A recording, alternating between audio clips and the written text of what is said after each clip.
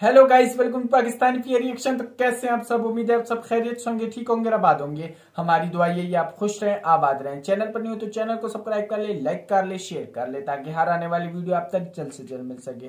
तो मेरा नाम है अफान। आज हम जानेंगे पाकिस्तान और वर्सेज इंडिया की अगर जंग छिड़ गई तो भाई साहब आइस निकलेगा, मतलब बर्फ। ये अब देखो, मुझे भी यकीन नहीं आ रहा कि ये कह रहे हैं कि बर्फ जो है ना वो हो गई। अव्वल तो पहले अल्लाह ना करे कि यार कोई जो है ना लड़ाई छिड़े, तो अगर छिड़ गई तो बर्फ जो है भाई साहब ये कोई नया ही चक्कर है। तो बिना किसी तरह के काउंट ऑन करते हैं, क्या ये भाई बताना चाह रहे? 3, 2, 1 एंड स्टार्ट। अगस्त 2020 में कश्मीर को लेकर बढ़ते तनाव के कारण पाकिस्तान के रेलवे मिनिस्टर शेख रशीद अहमद ने खुलेआम भारत को एक परमाणु जंग के लिए दुनिया के सामने ललकारा। पाकिस्तान के पास भी न्यूक्लियर है, तो हमारे पास क्या है भाई? ये दिवाली के लिए रखा है क्या? अब हम सब ये जानते हैं कि Bharat no strike first policy का पालन करता है, यानी जब तक कोई भारत के ऊपर पहले आक्रमण नहीं करता, भारत कभी भी प्रोएक्टिवली किसी देश पर अटैक नहीं करेगा। लेकिन फ्रेंड्स, अगर किसी दिन भारत पाकिस्तान के बीच असल में एक परमाणु जंग छिड़ गई, तो क्या आपको ये पता है कि पूरी की पूरी दुनिया बर्फ से ढक जाएगी और फिर से एक बार आइस एज शुरू हो जाएगा। And I am not kidding, I will prove it to you. अब आई नो आप सोचोगे कि यार एक परमाणु बम के फटने से तो आग निकली, फिर इसका आइस एज से क्या संबंध है? ये राज मैं वीडियो में आगे खोलने वाला हूं। लेकिन जरा आप ये सोचो, अगर इस जंग के दौरान एक भी 300 किलो टन का परमाणु बम फट गया तो उसके कितने अंजाम हो सकते हैं? सिर्फ उस एक बम की तबाही पूरे 126 स्क्वायर किलोमीटर तक फैलेगी, यानी कि ऑलमोस्ट एक पूरा डिस्ट्रिक्ट तो ऐसे ही खत्म है। और जहां पर बम फटेगा वहीं पर 70% लोगों के चिथड़े उड़ जाएंगे और उसके बाद हर जगह पे दिखेगा सिर्फ अंधेरा ही अंधेरा और नफरत और विनाश ने की हुई बर्बादी। जिस नफरत की कीमत सिर्फ इन दोनों मुल्कों को ही नहीं बल्कि दुनिया के पूरे 90% आबादी को चुकानी पड़ेगी, जो भूखमरी से तड़प तड़प कर मरेंगे। लेकिन सिर्फ भारत और पाकिस्तान के बीच की इस जंग की कीमत पूरे दुनिया को क्यों चुकानी पड़ेगी? और अगर बाय चांस जंग होती भी है तो इस सारे विनाश के बाद आखिर जीत किसकी? इंडिया या पाकिस्तान? वेल, हेलो फ्रेंड्स, मैं गौरव और चलिए देखते हैं कि किस तरह इंडिया पाकिस्तान के बीच की एक परमाणु जंग का नतीजा कितना भयानक हो सकता है। आज के हमारे इस वीडियो में titled what will happen if India and Pakistan start a nuclear war. तो फ्रेंड्स, सबसे पहले सवाल तो ये आता है कि पाकिस्तान के रशीद मियां ने भारत को जो धमकी दी, जो अकल के अंदर ये समझ रहे हैं कि 4-6 दिन तक टैंक तोपें चलेंगी या हवाई जहाज एयर अटैक होंगे या नेवी के गोले चलेंगे, no way, this will be atomic war. पर क्या पाकिस्तान के पास इतने परमाणु हथियार है कि वो जंग में इंडिया को हरा सकता है? वेल, आपको जानकर हैरानी होगी कि पाकिस्तान के पास कुल मिलाकर पूरे 160 परमाणु हथियार है, जिसके मुकाबले में भारत के पास सिर्फ 150 हथियार ही मौजूद है। लेकिन दोनों भी देश नए नए परमाणु हथियार बनाने में लगे हुए हैं और सूत्रों के अनुसार 2025 तक दोनों भी देशों के पास 400 से 500 परमाणु हथियार होंगे। अब 400 से 500 तो छोड़ो, अगर इनमें से एक भी परमाणु बम फट गया ना तो एक झटके में ही लाशों का ढेर लग जाएगा। और सिर्फ लाशें ही नहीं बल्कि बॉम्ब से निकलने वाला आग का गोला 2 किलोमीटर तक इतनी तेजी से फैलेगा कि वो अपने रास्ते में आने वाले हर इंसान, जानवर, गाड़ियां, यहाँ तक कि इमारतों को भी पल भर में चकनाचूर कर देगा। पर ये तो बस एक न्यूक्लियर बॉम्ब से होने वाली तबाही का ट्रेलर है। पर अगर दोनों देशों ने मिलाकर 300 बॉम्ब फोड़ डाले तो अब जरा कल्पना करने की कोशिश करो क्या होगा भाई, कितना भयानक होगा। चिचड़े भी नहीं होंगे भाई। Hello guys, welcome to this new video. My name is Gaurav and in this video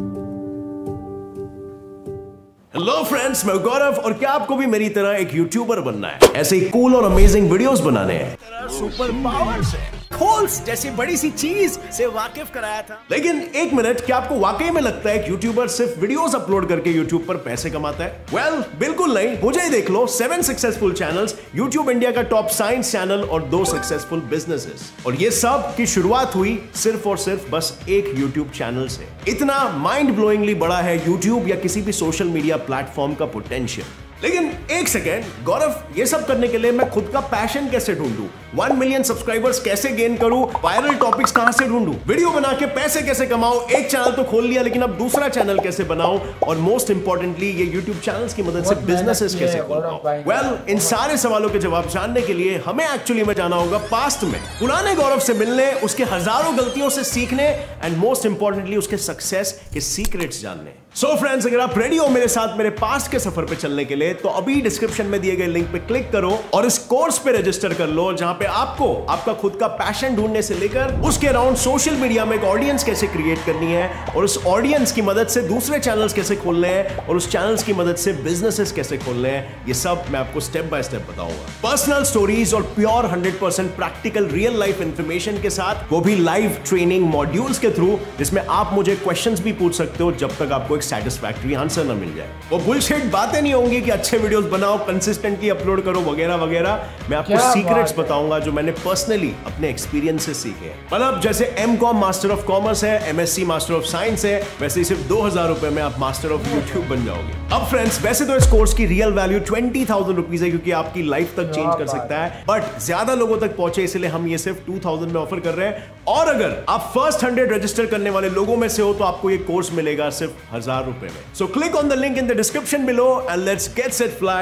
your career। और इस दोनों भी देश के बीच होने वाली लड़ाई से तबाही के खौफ में सिर्फ हम नहीं बल्कि बहुत सारे देश हैं। इसीलिए यूनिवर्सिटी ऑफ कोलोराडो बोल्डर ने इस पर रिसर्च भी कर लिया है और उस रिसर्च के अनुसार मान लो कि अगर भारत ने 100 परमाणु बम फोड़े और पाकिस्तान ने 150 फोड़े, तो ऐसे खतरनाक ब्लास्ट होंगे कि 2 करोड़ लोग मिनिमम पर लोग सिधार जाएंगे और बॉम्ब से जो आग फैलेगी वो दूसरे 5 करोड़ से 13 करोड़ लोगों को चुटकियों में राख बना देगी। और अगर दोनों भी देशों ने मिलकर इससे भी ज्यादा बॉम्ब्स फोड़े तो जाहिर सी बात है मरने वाले की संख्या इससे भी दुगुनी हो जाएगी। और ऐसा मैं नहीं बल्कि यूनिवर्सिटी ऑफ कोलोराडो बोल्डर के एक रिसर्च ने कहा। पर चलो मान लेते हैं कि तुम दुनिया की उस आधी पॉपुलेशन का हिस्सा हो जो थानोस की चुटकी से नहीं मरे, यानी अगर तुम इस खतरनाक परमाणु बॉम्ब ब्लास्ट से नहीं मरे, तब भी तुम वातावरण में होने वाले बदलाव से नहीं बच पाओगे, क्योंकि भारत पाकिस्तान परमाणु जंग की वजह से दुनिया के वातावरण में ऐसे बदलाव आएंगे जो आइस एज जैसी कंडीशंस को पैदा कर देगा। और वेल ऐसा इसीलिए क्योंकि जब भारत और पाकिस्तान में परमाणु बॉम्ब्स फटने लगेंगे तो इसमें से पूरे 1500 से 3500 करोड़ किलोज का धुआं पैदा होगा, जो सिर्फ 2 हफ्तों में अर्थ के पूरे एटमॉस्फेयर में कैंसर की तरह फैलने लगेगा और धीरे धीरे पूरे दुनिया को अपने गिरफ्त में लेने लगेगा।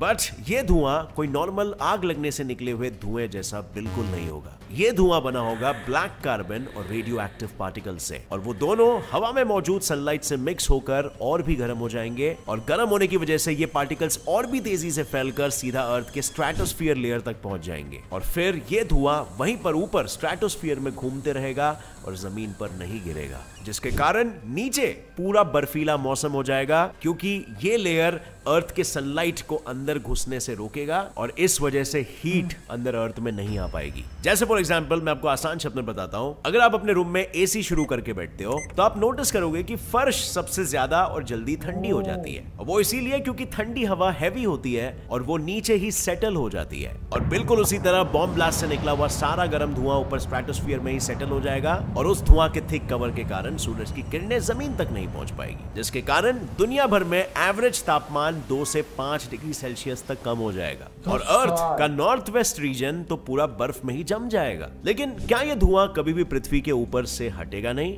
वेल, इसे पूरी तरह क्लियर होने में लगभग 10 साल लग जाएंगे, और तब तक आइस एज जैसी कंडीशंस में जिंदा रह पाना पॉसिबल नहीं हो पाएगा। हमारे पूर्वजों का एग्जाम्पल ले लो, वो पिछले 2 आइस एज सर्वाइव कर चुके हैं, लेकिन उस वक्त आइस एज एकदम से नहीं आया था, वो धीरे धीरे तब्दील हुआ था, और उसी की वजह से धीरे धीरे हमारे पूर्वज भी उस हिसाब से इवॉल्व हो पाए। बट अगर एकदम से आइस एज आ जाता है तो सीधी सी बात है कि पृथ्वी के मोस्ट ऑफ दी प्राणी उस तरीके से इवॉल्व नहीं हो पाएंगे, और पृथ्वी के फूड चेन्स और इकोसिस्टम पर मैसिव डिजास्टर्स होने लगेंगे। अब हम इंसान तो झोल झपाटा करके 10 साल कैसे भी करके निकाल लेंगे, फिर भी हम नॉर्मली कभी नहीं जी पाएंगे, क्योंकि जब न्यूक्लियर बॉम्ब फटेगा तो आधे से ज्यादा साउथ एशिया के ऊपर का ओजोन लेयर फटकर उसमें एक बड़ा सा होल हो जाएगा, और इसी के कारण जब स्ट्रेटोस्फीयर से धुआं क्लियर होगा तो इस ओजोन लेयर के होल से सूरज की अल्ट्रावायलेट रेज बिना फिल्टर हुए जमीन पर आ गिरेगी, जो कि हमारे स्किन को जलाकर पिघला देगी, और साथ ही इससे हमें स्किन कैंसर जैसी अन्य बीमारी होने के चांसेस भी काफी बढ़ जाएंगे। अब धुआं हटने के बाद बारिश तो होगी, पर दुनिया भर में रेनफॉल का प्रेसिपिटेशन परसेंटेज 15 से 30% तक कम हो जाएगा, यानी बारिश के गिरने के चांसेस 30% से कम हो जाएंगे, और इंडिया में तो मान लो नियरली 0% हो जाएगा। और जो भी बारिश जहां पर भी होगी वो भी हवा में मौजूद रेडियो एक्टिव पार्टिकल्स के साथ मिक्स होकर एसिड रेन में तब्दील हो जाएगी। और ये पार्टिकल्स इतने छोटे होते हैं कि वो बड़ी आसानी से हमारे लंग्स में घुसकर हमें अस्थमा, क्रॉनिक ब्रोंकाइटिस जैसी बीमारियों का शिकार बना सकते हैं। पर ये तो हमारी बात हुई, अगर ये एसिड रेन धरती पर पड़ेगी तो सारी जमीन पूरे 70 सालों तक बंजर हो जाएगी, क्योंकि एसिड रेन्स मिट्टी में मौजूद जो पेड़ पौधों को उगने के लिए जरूरी है वो मिनरल्स और न्यूट्रिएंट्स को डिस्ट्रॉय कर देता है। और अब जिस पृथ्वी पर ना सूरज की किरणें बराबर जमीन पर पहुंच पाएगी, ना ही बारिश का कोई ठिकाना होगा, तो कुछ उगने का तो सवाल ही पैदा नहीं होगा। और इसी वजह से पूरा इकोसिस्टम, फूड चेन डिस्ट्रॉय हो जाएगा, धीरे धीरे फूड शॉर्टेज होने लगेगी और करीबन 200 करोड़ लोग भूखमरी से तड़प तड़प कर मर जाएंगे। और वहीं पर एस्टिमेट्स के अनुसार अगर ये जंग में सारे ही परमाणु बॉम्ब इस्तेमाल हुए तो समझ लो फिर तो 90% दुनिया की आबादी भूखमरी के कारण मर जाएगी। यानी कि जंग में जीतने वाला जीत कर भी बेसिकली हार जाएगा, वो भी बुरी तरह। बट क्या आपको लगता है भारत और पाकिस्तान में से कोई भी देश जीत के काबिल बचेगा इसके बाद? वेल, शॉर्ट टर्म में मे बी वो अपनी जीत को सेलिब्रेट कर ले, बट लॉन्ग रन में नहीं। परमाणु जंग में सिर्फ उसी देश के टिकने के ज्यादा चांसेस होते हैं जिसके पास परमाणु बॉम्ब को रोकने के भी हथियार हो। और ऐसा ही एक सुरक्षा कवच भारत के पास है, पर पाकिस्तान के पास ऐसा कोई भी कवच नहीं है। जी हाँ, मैं बात कर रहा हूँ anti ballistic missile defence system के बारे में, जिसे मिसाइल डिफेंस सिस्टम भी कहते हैं। यूएस, रशिया और इजराइल के बाद भारत दुनिया का चौथा देश है जिसके पास ये डिफेंस सिस्टम देखने को मिलेगा, जो कि पाकिस्तान से आने वाले आधे से ज्यादा परमाणु बॉम्ब्स को तो हवा में ही मार गिराएगा। और गर्व की बात तो यह है फ्रेंड्स कि हमारे पास ऐसे 2 सिस्टम्स मौजूद हैं। एक है पैड जो है पृथ्वी एयर डिफेंस, और दूसरा है एएडी जो है एडवांस एयर डिफेंस सिस्टम, जिनकी रेंज 2000 से 5000 किलोमीटर तक की है। इसके अलावा भारत ने रशिया से S4 डिफेंस सिस्टम भी मंगवाया है। और हमारा ब्रह्मोस तो है ही, जो कि एक सुपरसोनिक मिसाइल है जो जमीन, हवा या पानी कहीं पर भी लॉन्च किया जा सकता है। और अगर इसके ताकत की बात करें तो ऐसा कोई भी पाकिस्तानी शहर नहीं है जो उसके निशाने पे नहीं आ सके। और इस वजह से फ्रेंड्स ये तो मोस्ट प्रोबेबल है कि भारत कभी पाकिस्तान के साथ अगर जंग पर गया तो पाकिस्तान तो दुनिया के नक्शे से गायब हो ही जाएगा। लेकिन यार आपने देख लिया कि क्या होगा यार, जंग छिड़ गई तो मतलब जो है ना, सुरक्षा के लिए भारत के पास है और इंडिया के पास कोई नहीं है।